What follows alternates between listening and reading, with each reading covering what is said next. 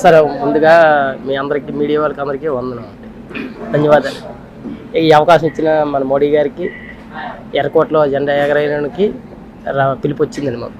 అక్కడి నుంచి విజయనగరం జిల్లా విజయనగరం మండలం జిల్లా పంచాయతీ నుంచి చెల్లూరు పంచాయతీ నుంచి రావడం జరిగిందండి. నా పేరు కలిపిల్లి ఆదినారాయణ, చెల్లూరు పంచాయతీ అండి.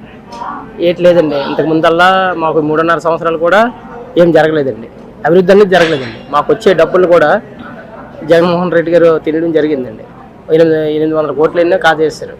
మా పంచాయతీ నిధులన్నీ లేవండి. ఇప్పుడు పంచాయతీలు అయితే నిధులండి. మా పంచాయతీకి ఇప్పుడులాగా ఫండ్స్ ఇవ్వమని చంద్రబాబు కోరడం జరిగిందండి.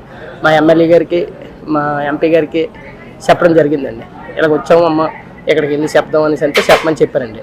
ముందుగా మా ఎమ్మెల్యే గారికి ధన్యవాదాలండి, మా ఎంపీ గారికి, మీ మీడియా మిత్రులకి ధన్యవాదాలండి. సెలవు తీసుకుంటాం.